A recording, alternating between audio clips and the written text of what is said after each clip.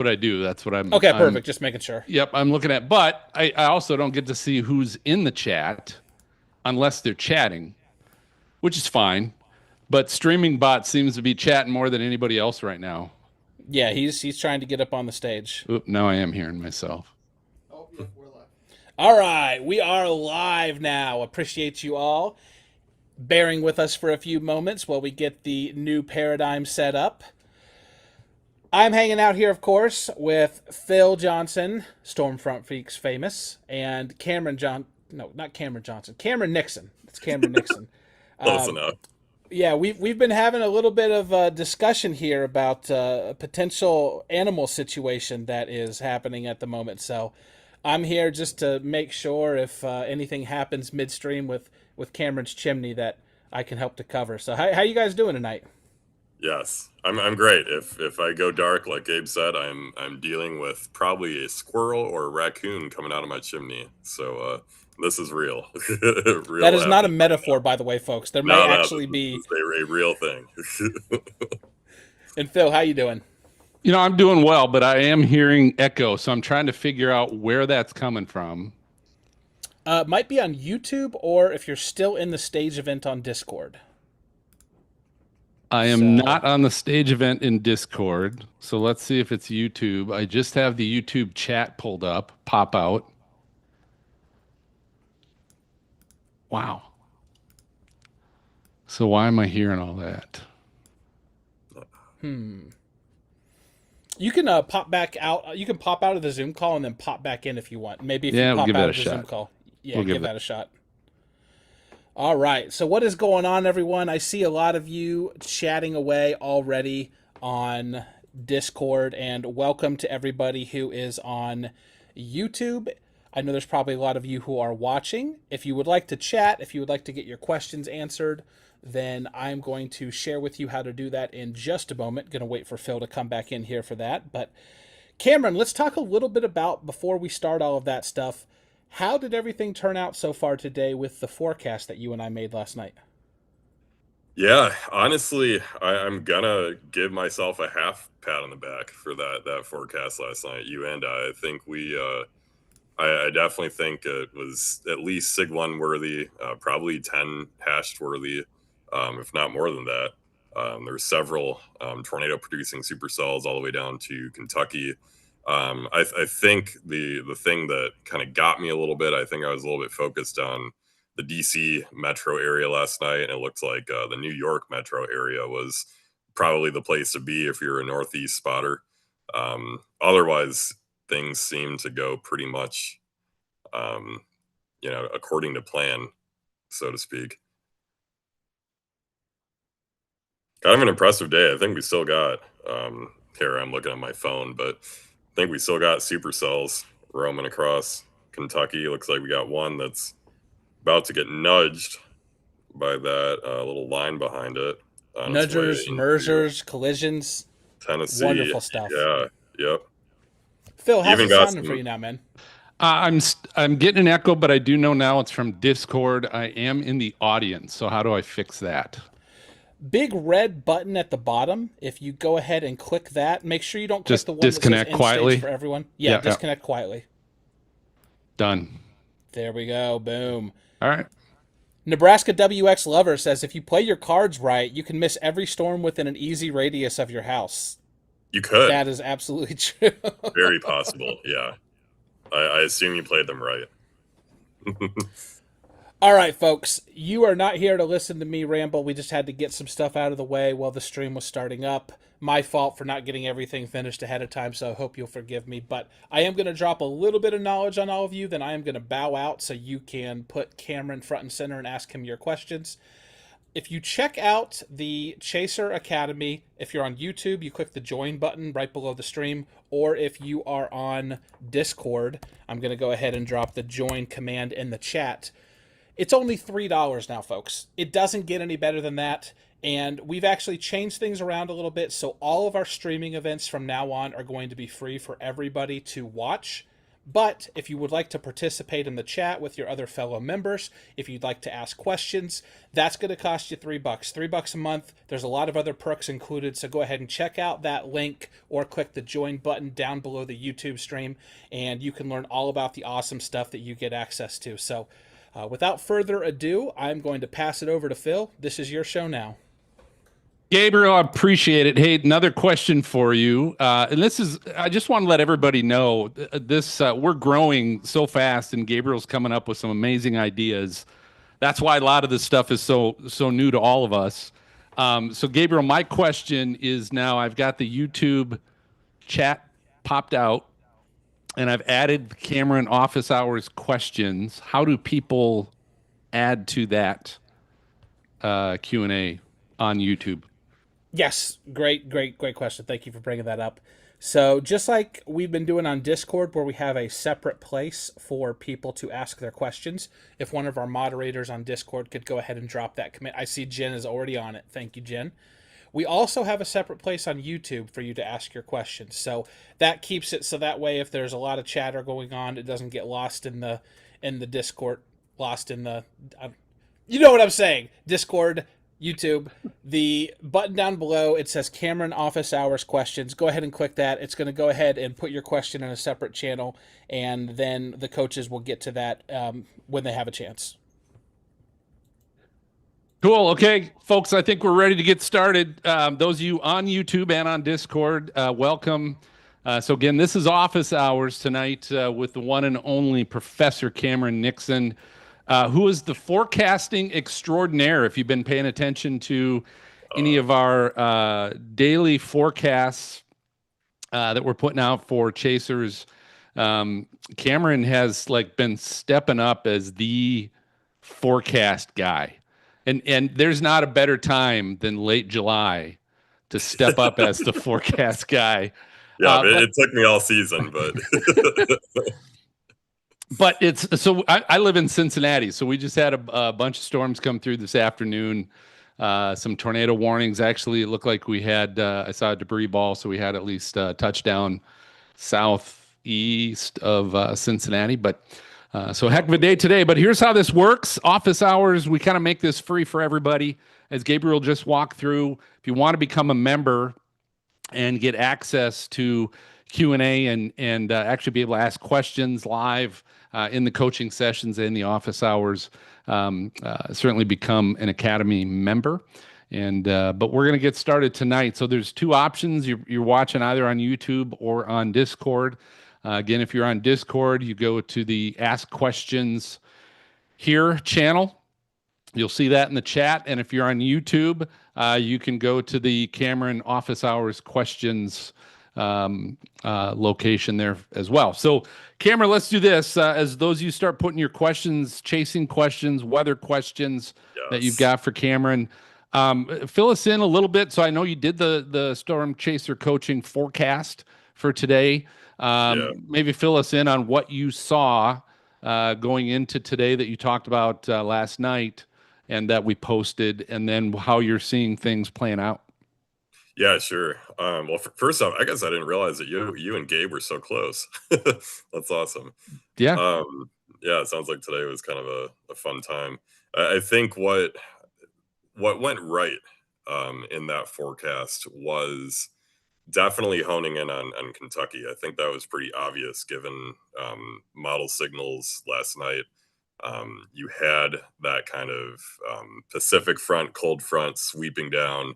And you had, I think the biggest uncertainty was how much shear was down there and how quickly storms were going to grow upscale. But pretty much every cam had kind of a semi-discrete, clustery and semi-discrete mode going on down there, with some fairly strong low-level shear. And so I think it was just kind of apparent to me that Kentucky would kind of overperform relative to what you'd typically think a 5% risk does. We were, it seems, able to squeeze out a couple photogenic and strong tornadoes down there. And then otherwise, I think rest of the Northeast kind of just did its Northeast thing. Wouldn't call it a bust. There's lots of wind and some tornado reports, but just not exactly great from a chasing perspective. Did you talk at all, because I didn't get a chance to listen, but did you talk at all about the terrain where some of these, where the 5% specifically was kind of being targeted? Was it going over the Appalachians? Well, it was, I mean, Kentucky, Yeah, Kentucky into yeah, West right. Virginia. You're getting into that Yes. territory, certainly. So, Definitely. Yeah. but have you ever been up in this area chasing? No, not Kentucky. Smart. Yeah, yeah. I did look at some satellite maps, and there seem to be some, okay places, but I'm sure, if I was from there, I would say otherwise. Yeah, it's certainly, the more east you go, Yeah. certainly becomes questionable. Um, Have I you been to, like, the Lexington area? Yeah, Lexington's not too bad. Okay. It's not quite as hilly, certainly Yeah. trees, but not as hilly. Okay. But as you get northern Kentucky and then eastern Kentucky is really bad, all the way to Louisville. So as you follow the Yeah. river, just, oh God, Yeah. horrible, horrible, horrible. So, all right, so we got some questions. Let's get things started. So again, members, you get to ask questions live. So if you're not a member, certainly join, whether you're on Discord or YouTube. But I'm looking over at Discord is where our questions are currently. Good old 5,000 kilojoules is back on, and I think I can read this one. You did a good job of condensing your question. I love it. So I was looking at the stupid Wisconsin minis last night. Model sounding suggested photographs would go purely crosswise around halfway up the inflow layer. Why Yeah. didn't this become splitter hell? Wow, that's a good question. Um, ooh, I need to think about this one. I wish you know what, let me go look at some archive radar data. I wanna Yeah. go into this. I think Yeah. that was a Pull it really up, good share your question. screen. What the heck? Yeah, This is all yeah. part of it. Um, Doing the research, folks. This is all part of it. yeah, we're Learning. doing the research. I was definitely watching this, but I completely turned a blind eye to the fact that that was happening. And we can throw up some COD, and let's go as far back as we possibly can. If y'all don't use this page, it is just excellent. This was Weatherfront before Weatherfront, I swear. Yeah. Nope. Um, That was my go-to as well. Not great when you're yeah, on a phone, but right, uh, right, but right. certainly great on laptop. It's, yeah, amazing site, free site. Yes, yes. So, man, it really does look like if there are splits, they really don't get much in the way. And I guess I'm gonna attribute that to, man, I don't want to guess here, but when you get that kind of perfect angle of your shear vector, I see we have kind of almost like a 90-degree shear vector angle from that cold front. And what'll happen is that the right movers deviate into the warm air mass, and the left movers just deviate to behind the right movers. They'll deviate this way. So I think you might literally be able to see a pair here. Maybe. Don't quote me on that. And over time, it just dies because we're moving behind some pre-existing supercells. So that's why that 90-degree kind of orthogonality is so important when you're dealing with these boundaries. And I think it helps that these supercells are kind of swiftly moving off and kind of stabilizing that air behind them. There's all sorts of trigonometry that goes into boundary initiation. I went down this rabbit hole a while ago, and I couldn't.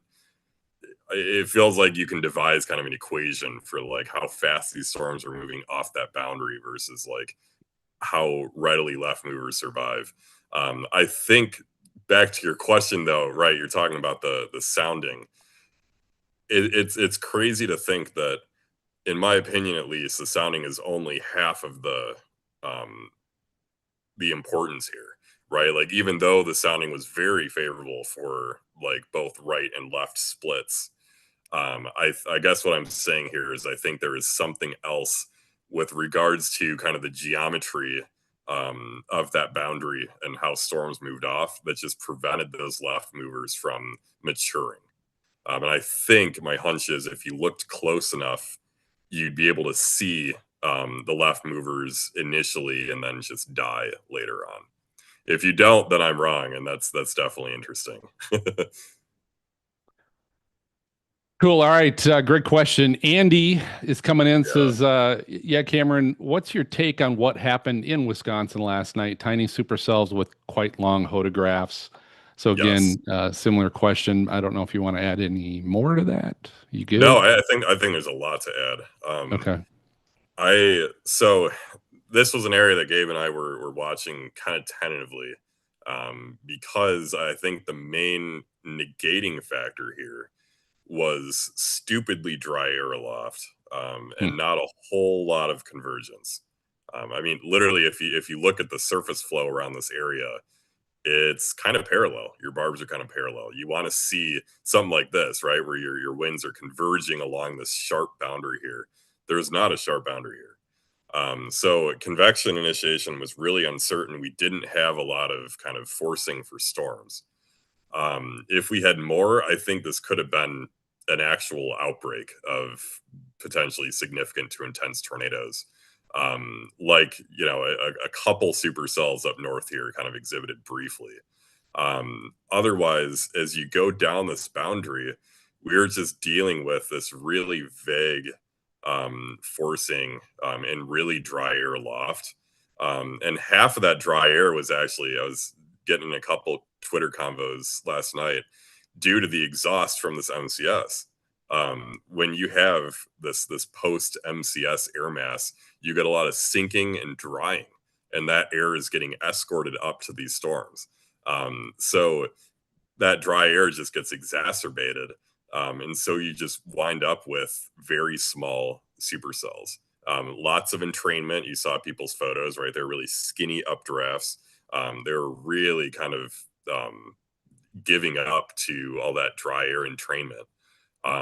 But as you know, if you've plucked a couple soundings, there is still ridiculous low level cape, just absurd low level cape, and then really strong shear, which kind of kept these supercells going throughout the evening.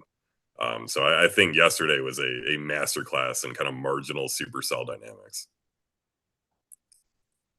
All right. So on the flip side, questioning storms, let's talk about today. Kazaki wants to know really what allowed all the storms to do so well today and still.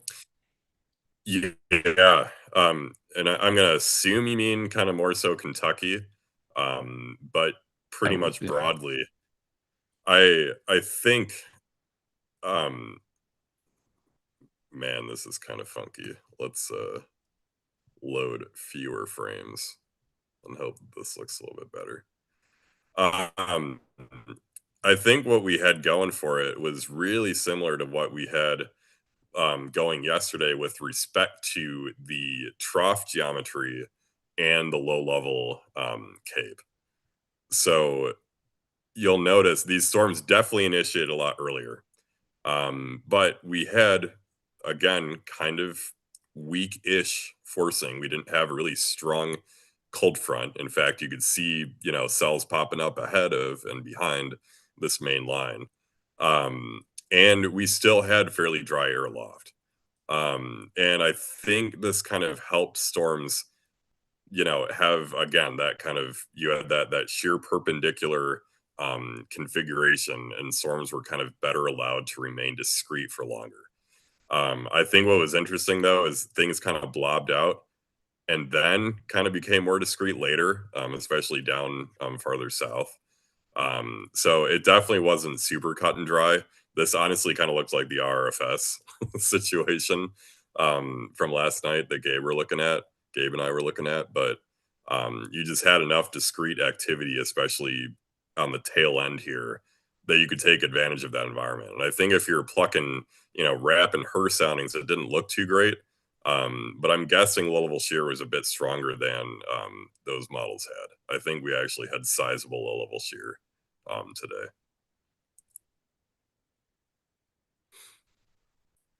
All right. Question from Weaponized Anxiety wants to know, what's a nudger, or what does it mean when supercells nudge and merge? Is that the same thing? Well, let's pull up our trusty friend here and take a look. So I know I was teasing a nudger at the beginning here. I think we're gonna be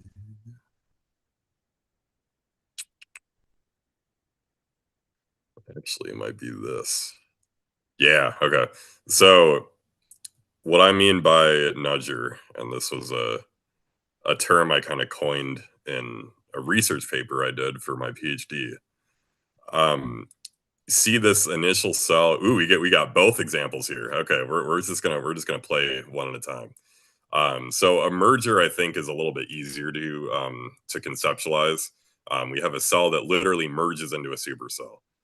So here we have a beautiful kind of storm going up and splitting. Here's your right mover and here's your left mover.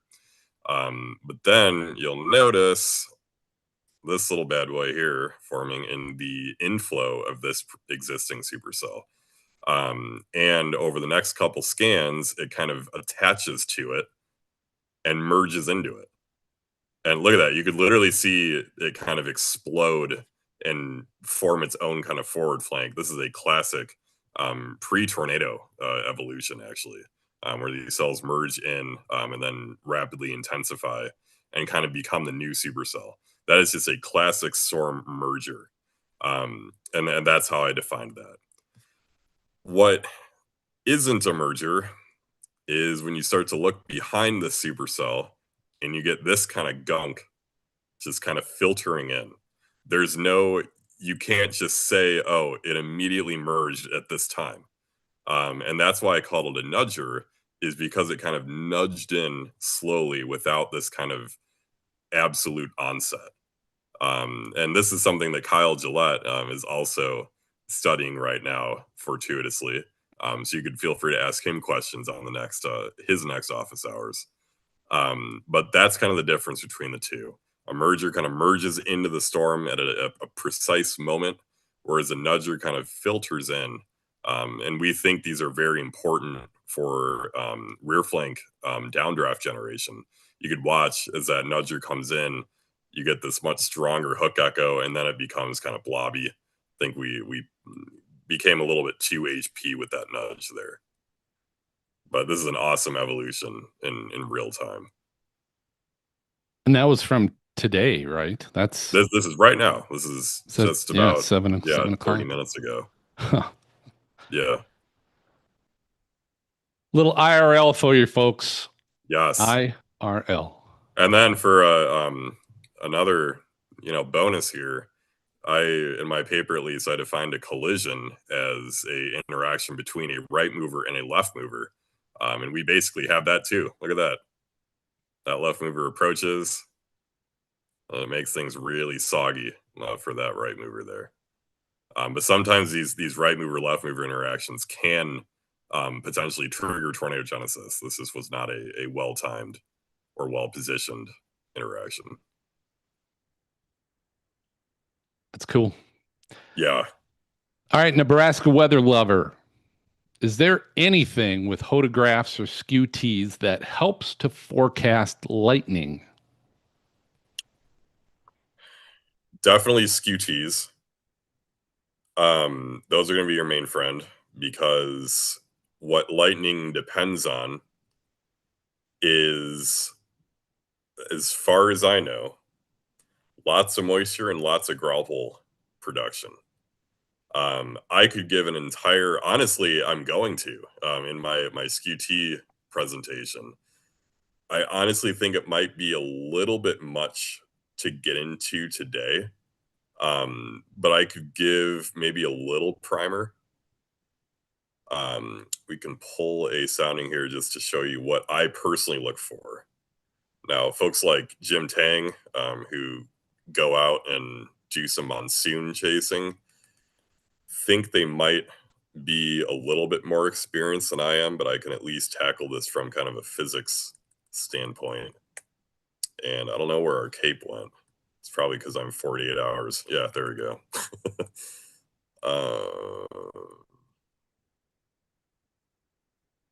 Let's take a look at just our cape profile from today. And one of the things that you need to make sure of when you're forecasting lightning is that there is instability or cape above what's known as kind of the charge reversal zone, about -20 to -30 degrees Celsius up here. And this is the line where you start to get enough grapple and ice above this that you get a charge separation within your storm. So if this buoyancy profile, if this cape literally doesn't extend above that -30-degree line, let's say our parcel ended right here, well, we're not even going to reach the point where we can actually generate lightning at all. So that's probably one of the most fundamental things of the Skew-T is you got to have colder cloud tops than this. And oftentimes in a lot of more tropical regimes, these storms are so low topped that they're not reaching that -30-degree line, that charge reversal zone. So I'll give you that as kind of a main mechanism and a teaser for when I give my Skew-T talk later on, probably next month. You are a tease. You are Yes. a tease. But hey, it keeps him coming back for more Cameron Nixon. Yes. I could talk about this for a half hour, and half the stuff I'd say, might be questionable. So I need to stay in my lane. Honesty, folks. That's a good professor right there. That's a good coach. All right, Kazaki, posting questions from his coach Q&A. I know there are multiple, so if you need to split answering them up, blah, blah, blah. Okay.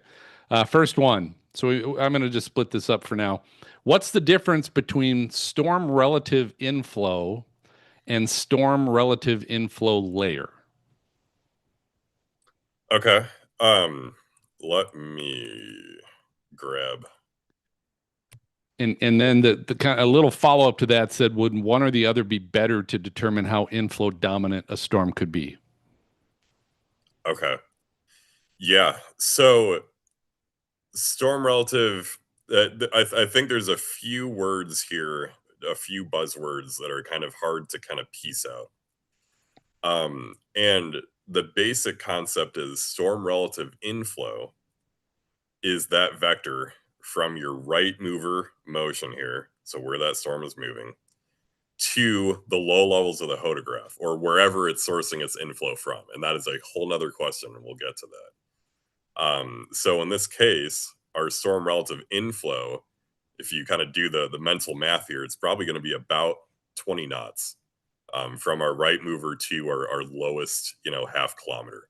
2 range rings, 20 knots or so. You're drawing that vector. If you go down, you can get storm relative wind here in Kyle's sounder pi output, and it's about 20 knots. I'm thinking the animal may have made its way out of my chimney and into my wall. So that's cool. Nice. We're going to forget that happened. Nice. All anyway. Right. It's looking for a way out, hopefully. Yeah. It's still searching. I know there's kind of a there's kind of an interstate that they travel through the air ducts outside my house. So I think that's probably how he got in, but I hope he's getting out. Okay. Yeah. Oh, I hear him. Anyway, so the inflow layer though is a completely different concept. How you actually determine, right? Because I was just guessing, what is our storm relative inflow? I was just guessing that it was the lowest, 500 meters. But what if that's not actually the case? Our inflow layer is determined by how readily a parcel is liftable in the Skew-T. And this is another thing that I'm going to talk about later in my Skew-T God, presentation. All you're this, you're evil. I know this is awful, but like I'm going to actually go into this now because I think it's easy enough that I could do this. So obviously, if you lift our surface parcel, this is what that parcel is, right? We have lots of cape and 0 sin for that surface parcel. Awesome. So this is going to be part of our inflow layer. Because we have so much cape here and no sin, a storm is going to really love to lift that parcel up. Now, what if we tried to lift this parcel right here? Literally, just imagine we go up that same moist 80 bat up this Skew-T. I wish we could visualize this in this software. Do we get any cape at all? No, we don't. We're kind of stuck behind this temperature profile. So a storm is not going to want to lift parcels above 3 kilometers or so. And this is really common. Usually the effective inflow layer ends at about 2 or 3 kilometers. Above that, the air is simply too dry, or in this case, too warm, to sustain convection. So in this case, where we have the most cape and the least sin is going to be from parcels near the ground. And as soon as we go kind of up and up and up, we get to a point where we have no cape and lots of sin. Storms are not going to want to lift that. So the SPC came up with kind of a quick and dirty way to estimate what this effective inflow layer is, and that's this, the EIL. So if you wanted to be, true to the SPC's definition of this, your storm relative inflow is going to be anywhere in this layer from 0 to 2 kilometers here. And that's why we're swept out. That's that blue. So if you ever see that sweep on the hodograph, that's literally the effective inflow layer. And your effective inflow is that vector all the way up to 2 kilometers. Does that make sense? Did I tease out all of those vocab words properly? I believe so. I will let Kazaki maybe reply Yeah. back if he covered that. But he does have some other questions, so I'll get to those. And Kazaki, if you need more explanation on that, which is fine, Yeah. just go back to the Ask Questions channel and throw that in there. All right, the rest of his questions. What is the storm slinky on a sounding? And is it actually ever Man. used in forecasting? Or is that something no one ever looks at? I've never heard of that. Yeah. If I'm going to be honest, I don't think many people use it. That's at least my first hunch. But concept behind it is actually kind of cool. Where is this used? Like, I've So never heard that before. on Sharpeye, I think, don't quote me on this. I think it was developed by the original Sharpeye folks, Carlton and Tim, um, and Greg Blumberg. And COD has taken a little while to load, but I assure you I can find it here. Here it is. You ever seen this? Oh, yeah. I have seen that. Yep. Yep. Yep. I didn't. Wow. I've never paid Yeah. attention to it, but yeah, I've Yep. seen Hidden in plain sight. it. And what this does is simulates a an initial kind of updraft near the ground, and then it tacks on all the cape from this profile, like how quickly that updraft rises, and then it factors in the shear. So what this literally does is try to estimate the tiltedness of an updraft. And so in this case, it's telling you that your updraft is initially heavily tilted in the lowest 3 kilometers or so, and then becomes less tilted with height. And so maybe if we looked at That's the heavily Wisconsin, tilted when it's going straight up and down.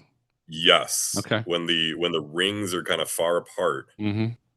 it's a heavily tilted updraft. Okay. And so let's go back to Wisconsin because I'm wondering if these are going to be like crazy tilted.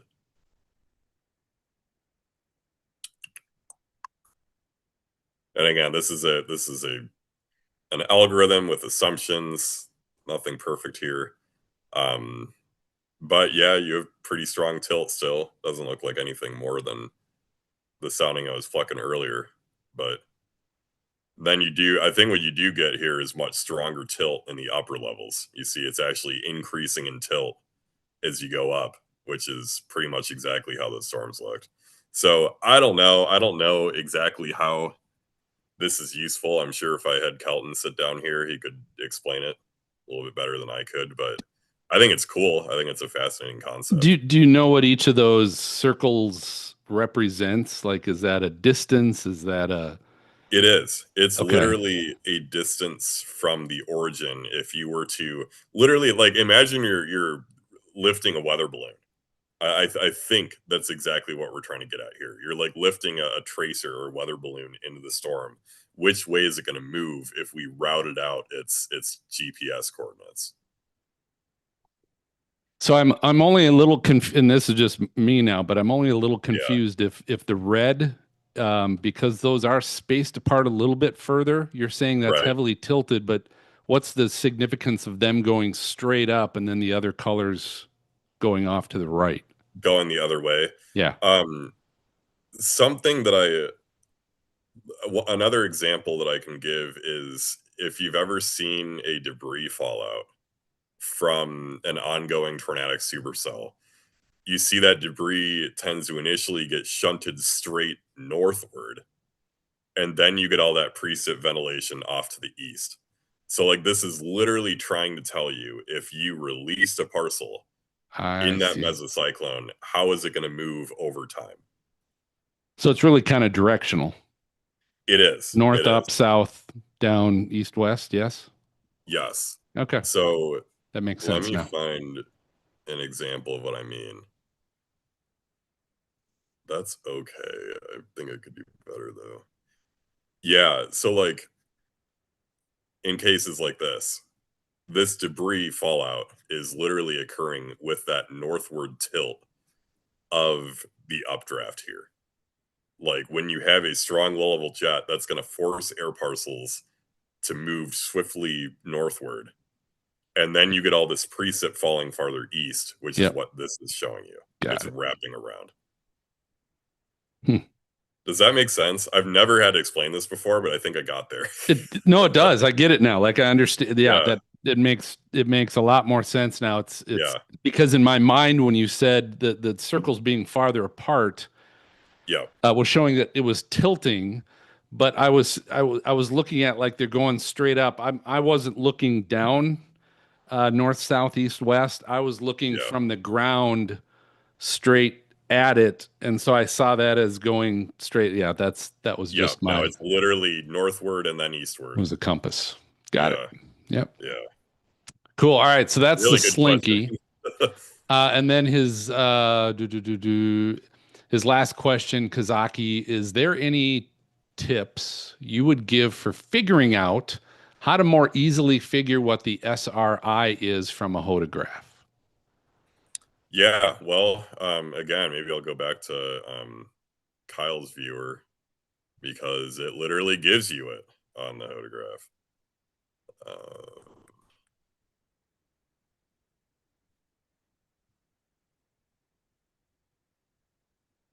so this literally goes back to what we were talking about earlier.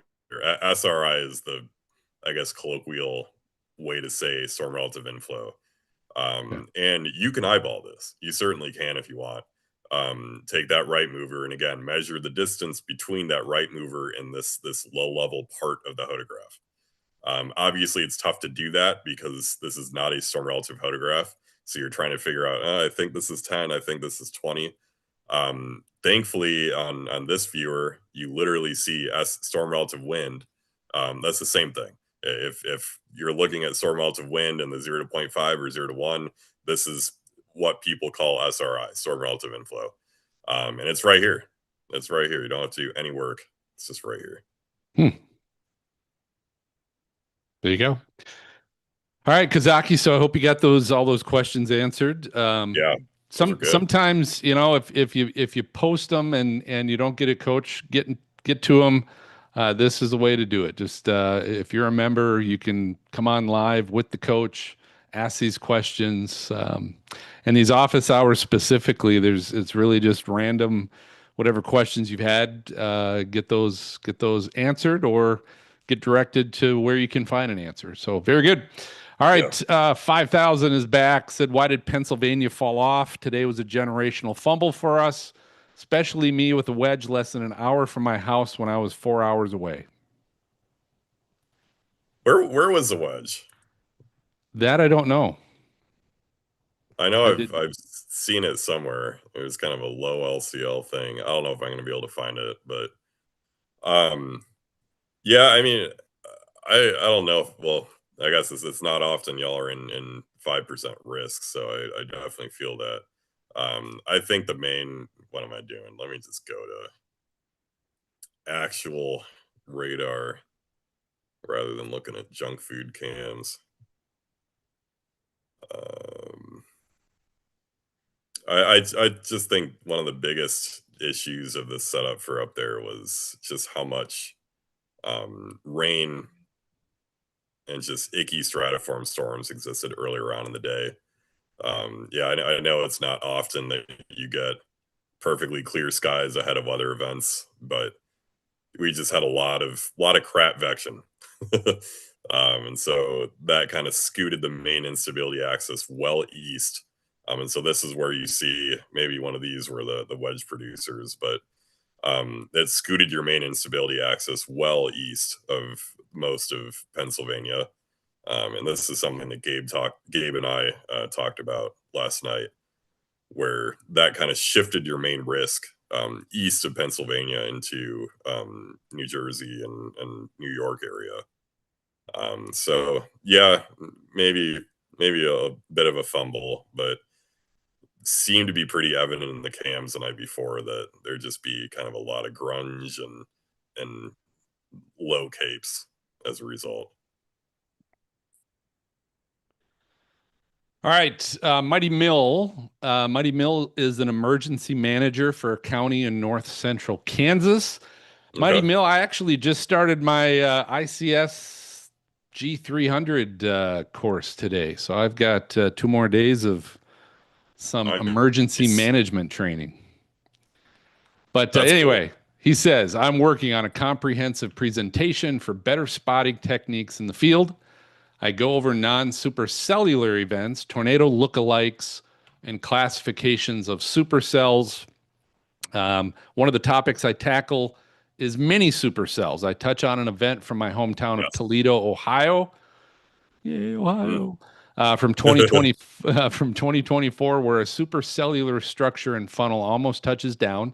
It appears mini supercellular like, but I got a second opinion from Chris Jacob, a Met from NWS ICT, and he said that since there's no lightning, it wouldn't be a supercell, even with clear horseshoe updraft base and funnel out of the north side of the horseshoe. My question, even when a parent updraft is exhibiting clear supercellular characteristics, is there a subcategory of mini supercells that aren't technically thunderstorms but can produce tornadoes? Similar to right front quadrant tropical system tornadoes. Am I trying to put a term for things or put things Yep. into a box when sometimes tornadoes just do weird stuff?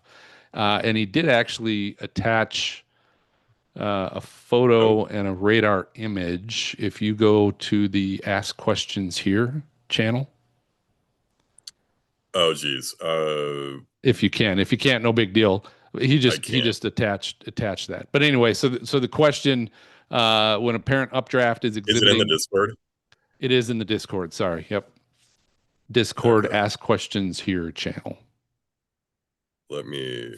I'm not sharing my screen right now, right? Yes, you are. I see me.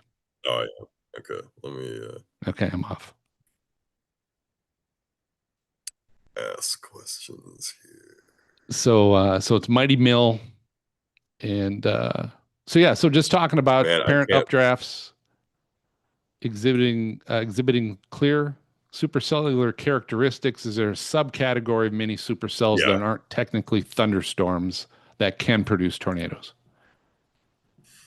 Absolutely. So let me actually find two examples for you. Give me just 10 seconds. I know some interesting cases I can look at I will here. share. Let me see if I can share my screen here.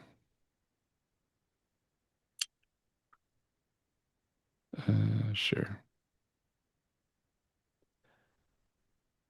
Oh, do you got it? Yeah, I got what he was Oh yeah. showing pulled up. Oh wow. So Is it that one on the left? Oh my goodness. so that's the funnel and tornado, and yeah, look at the Oh, he that's circled excellent. that that I don't even know what that is. It's Yeah, some moisture. that is really cool. Um, yeah, sorry, I'm doing two things at once. I'm gonna pop back in with my screen in just a second, and let's share. Yeah, so to answer your question, I do not agree with what that person told you. That's a supercell. It's producing a funnel cloud. It has a horseshoe base. That's a mini supercell. It doesn't really matter if a storm is producing lightning or not to be a supercell. All a supercell is a rotating storm. So if it has a rotating updraft base and mesocyclone, it's by definition a supercell, unless the supercells don't produce lightning.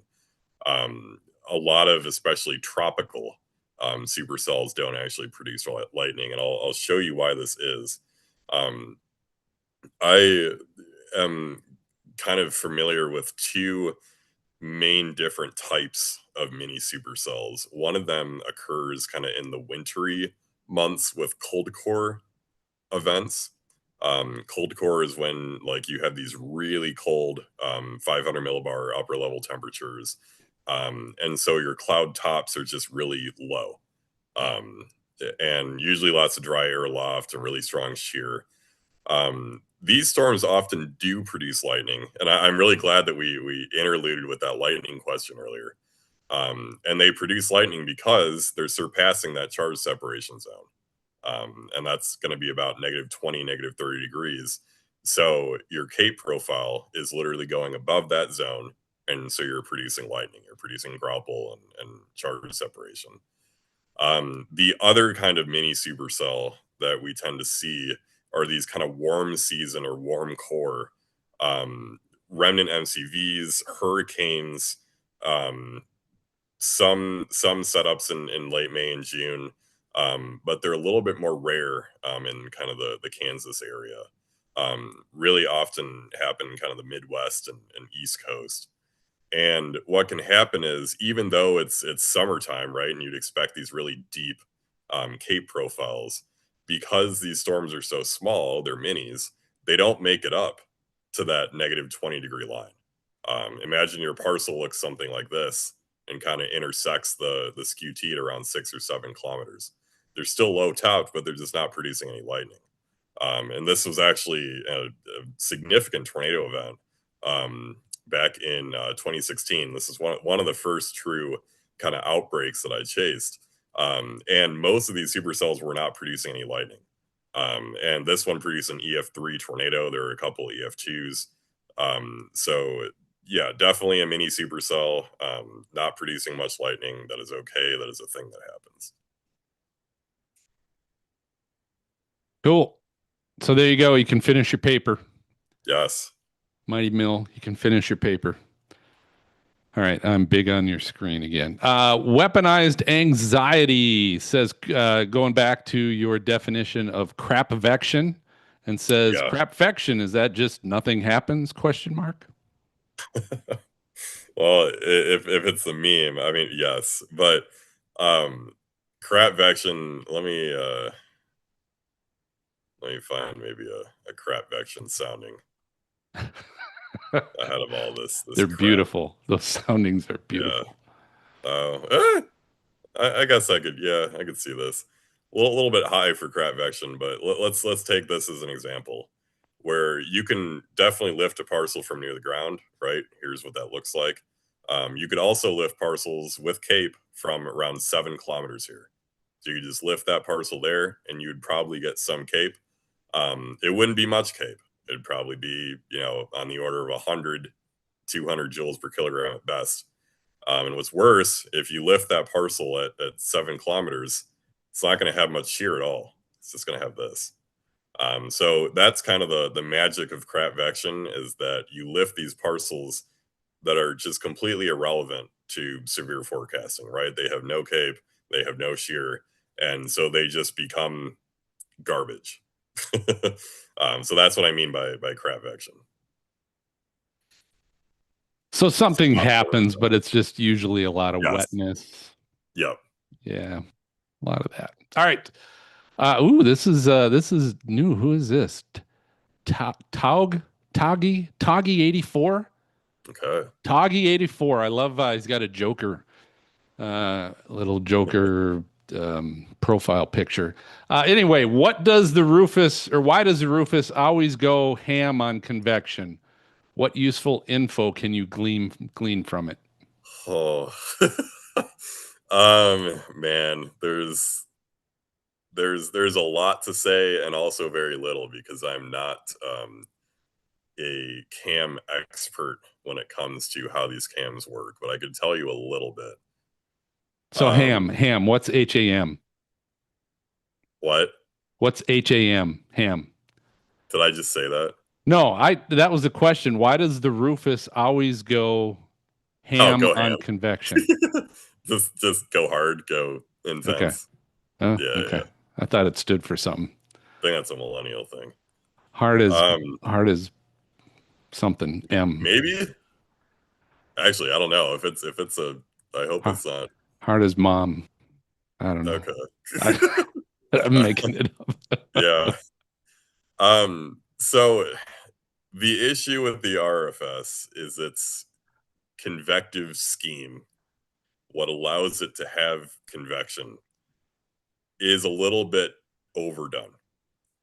I wish I could tell you more about how that works, but I literally don't know. And so if you use the original RRFS model here, this is actually the same one that's on Pivotal Weather. Pivotal actually doesn't, to my knowledge, have the V2 version. I don't know why, but it still has this one. And this was the original RRFS, sans any improvements, whatever. So when you switch over to the V2, things get a little bit more suppressed. You don't have these massive lines of raging supercells. And the reason for that, I actually know this one, is because they suppressed, the model developers turned off the scheme that allows the model to produce convection naturally, which is really funny because that is what a convective allowing model is. It is a model that produces convection organically in the model. What the V2 does, this convective allowing model was so bad that they had to literally assign a parameterization to it. I don't know much about these, but parameterizing makes things a little bit dumber and more simple. So something like, the STP equation, or the supercell composite equation, they kind of approximated convection rather than let the model simulate it itself. So in that sense, the RFS is really not a cam. Fun fact of the day. Because it's not parameterizing convection, or it's parameterizing convection. Just overall a mistake of a model, in my opinion. They somehow got it to work, and by work I mean be almost as good as a her, but still less good. So I'm assuming you don't use version 1 at all. Is that fair? No, it's awful. Okay. So that's okay. And like, so we determined that the model had just very subpar skill. No, so do you use version 2 for anything? Honestly, I didn't really realize that Weatherfront had. That was on Weatherfront. Okay. I feel like I'm just Weatherfront had the V2. and I didn't realize Pivotal Weathers was not updated. So I just kind of stopped using the RFS until I got to Weatherfront, and now I'm realizing, okay, it's not actually that bad to look at on a daily basis. Version 2, right? Yeah, version 2. Yeah. Just Okay. don't look at We'll be this clear.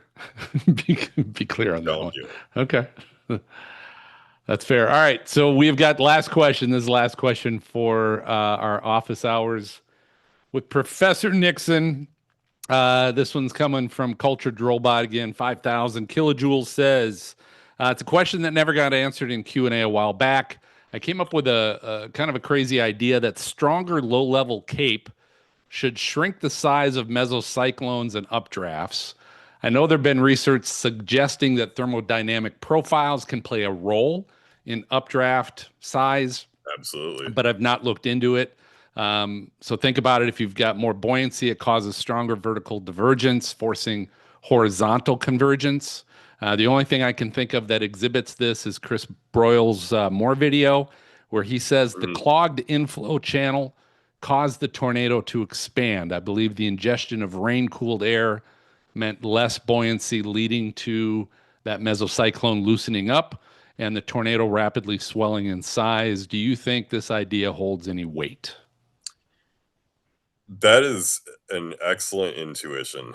I'm going to go by what has been found in academic research right now.